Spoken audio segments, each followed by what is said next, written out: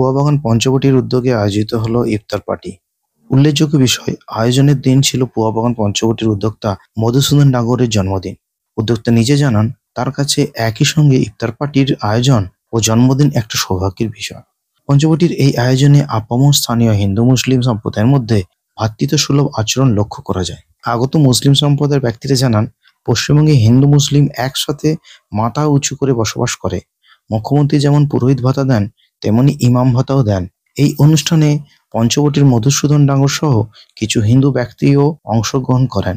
হিন্দুস্তানে মুসলমান হিন্দু সকলে একসাথে রয়েছি। আজ নরেন্দ্র বলেছিলেন মোরাজ হিন্দু মুসলমান মুসলিম তাহান হিন্দু তার প্রাণ। এটাই আমাদের দেশ বা এটাই আমাদের সৌভাগ্য।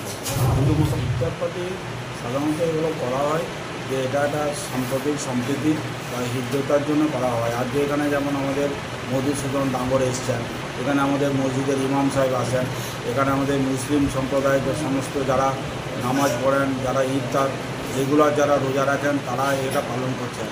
আমি একজন মুসলিম সম্প্রদায়ের নির্বাচিত জনপ্রতিনিধি হিসাবে আমিও আজকে এই রোজাটা প্রথম দিন থেকে আমি রাখছি। আমার নেতৃত্বে নয়, এটা পুয়াবাগান পঞ্চবটি উন্নয়ন কমিটি বরাবরই এটা করে থাকে। আমরা আজকে আমার সৌভাগ্য যে আজকে আমার জন্মদিন, সেই জন্মদিন উপলক্ষে আমরা আজ এখানে এলাম।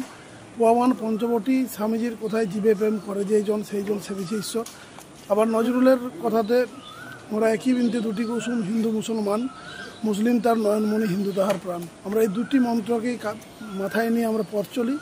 বর্তমান সময়ে হিন্দু হিন্দু করে যে হিন্দু এক হওয়ার গল্প করে যে মুসলিম বিদ্বেষী একটা হাওয়া ছড়ানোর চেষ্টা করছে, সেইটা তার প্রতিবাদও বলতে পারেন। পুয়াবাগান পঞ্চবটি সবসময় মানুষের লক্ষ্যে মানুষের কাজ করার জন্য এগিয়ে থাকে। এটা আমি সৌভাগ্যবান যে আমি আজকে আমার জন্মদিন আমি আজ এইটা আয়োজন করতে পেরেছি পুয়াবাগান পঞ্চবটির পক্ষ থেকে। আমার তো দারুণ ভালো লাগছে। ব্যুরো রিপোর্ট, জেলার বার্তা।